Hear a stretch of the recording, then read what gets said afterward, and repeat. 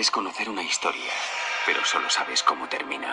Para llegar al núcleo de la historia, tienes que volver al principio.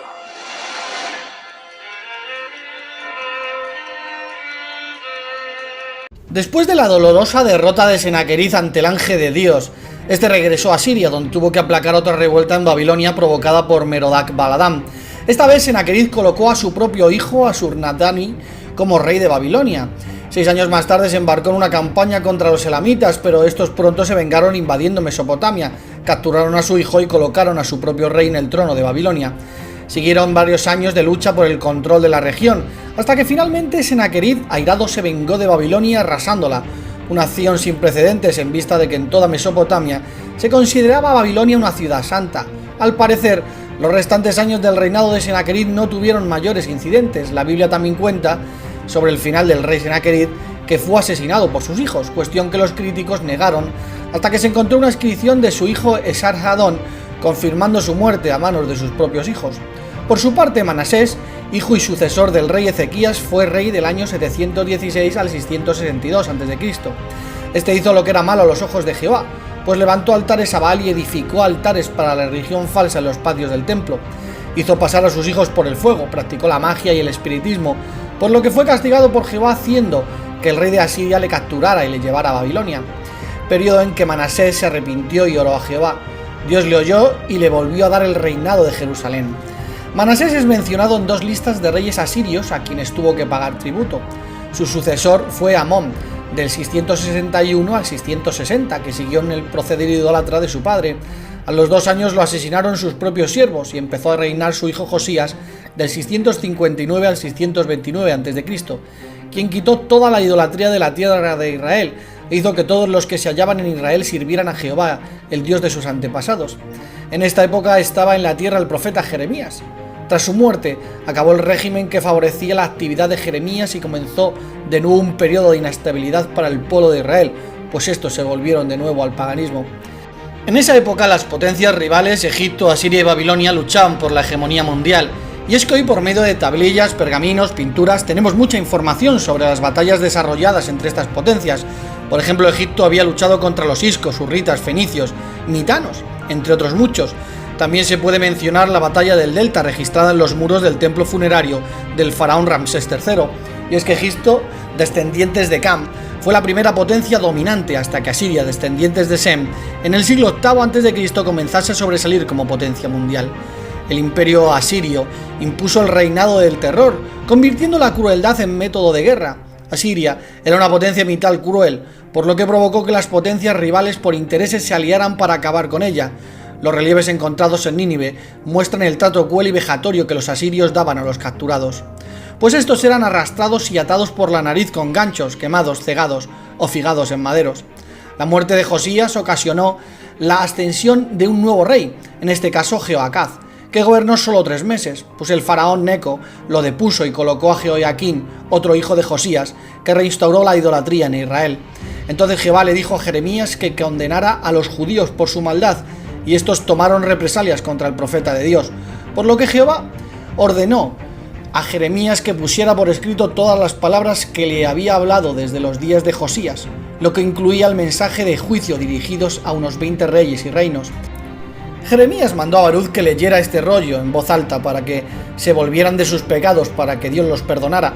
También lo leyó ante altos oficiales de la corte del rey. Elisama era uno de estos oficiales, y como aceptaron el mensaje, convencieron a Baruch y a Jeremías para que se escondieran.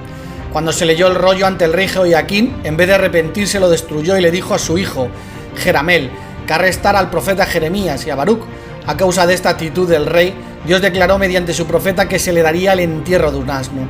Y parece que estos sucesos y personajes son reales, pues en 1975 se descubrieron 250 impresiones fechadas para finales del siglo VII o comienzos del siglo VIII a.C., junto antes de la destrucción de Jerusalén. De estas impresiones, 3 pertenecen a los individuos mencionados en este relato de Jeremías. Una dice, perteneciente a Baruch, el escriba. Otra dice, perteneciente a Elisama, siervo del rey, y perteneciente a Jeramel, hijo del rey. La Biblia también dice que cuando Baruch fue al templo a leer el rollo lo leyó. Baruch empezó a leer en el comedor de Gemarías, hijo de Safán, el copista, Y se encontró una inscripción en 1978 en Jerusalén fechada entre finales del siglo VII y comienzos del siglo VIII a.C. que dice perteneciente a Gamarías, hijo de Safán.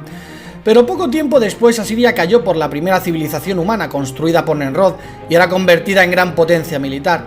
Nimrod, descendientes de Cam, fundó Babilonia y Hammurabi la convirtió en la capital del imperio babilonio.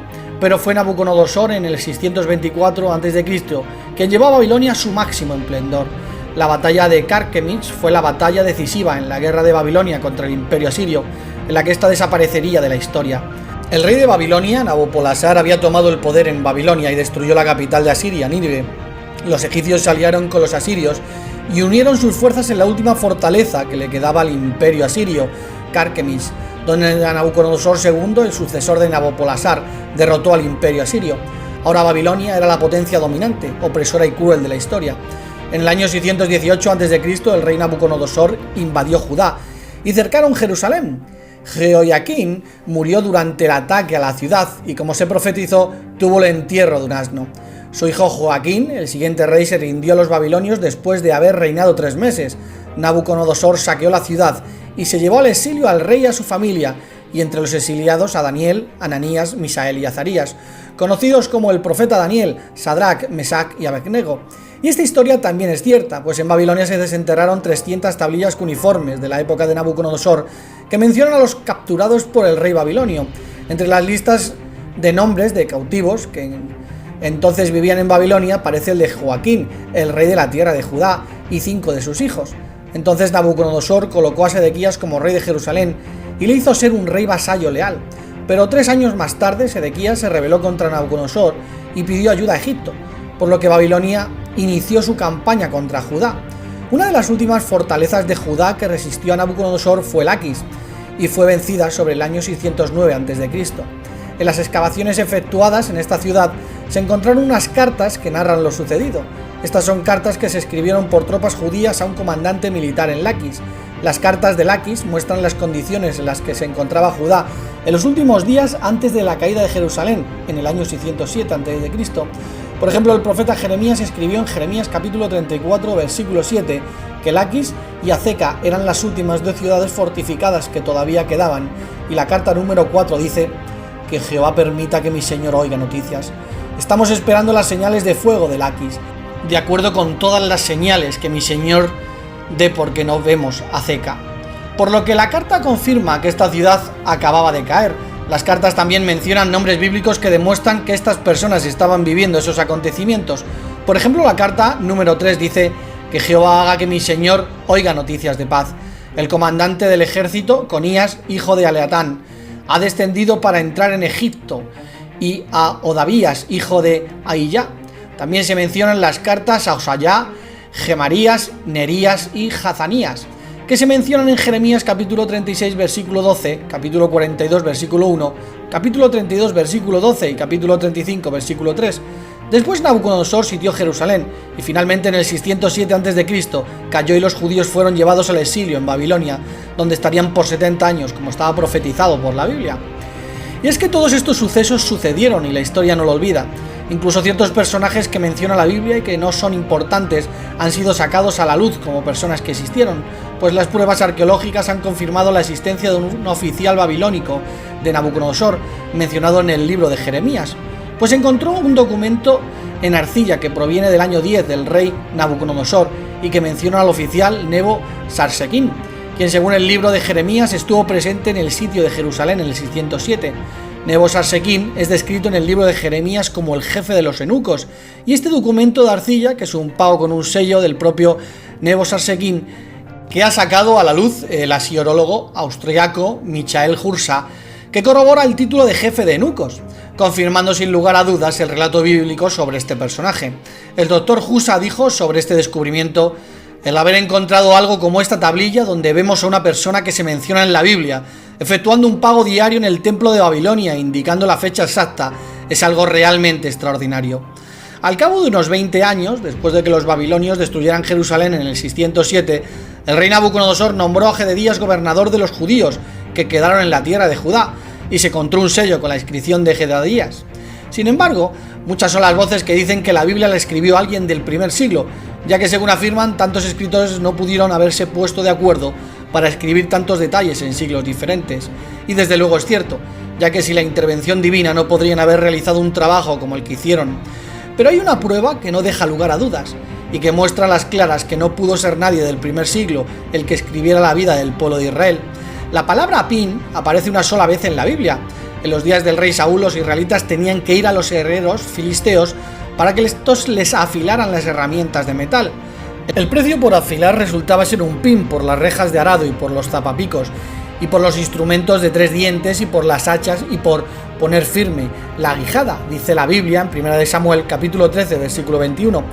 Para muchos el pin era un misterio hasta que en el año 1907 se encontró el primer pin y se pudo comprobar que era una medida de peso que los filisteos cobraban a los israelitas por afilarle las herramientas, que dejó de utilizarse tras la caída del reino de Judá en el año 607 a.C., por lo que no se extrañó el comentario de William Dever, catedrático de arqueología, que dijo: no es posible que haya sido una invención de los escritores que vivieron varios siglos después de que estas pesas hubieran desaparecido y quedado en el olvido, por lo que es imposible que alguien inventara un dato exacto de algo que no conocía,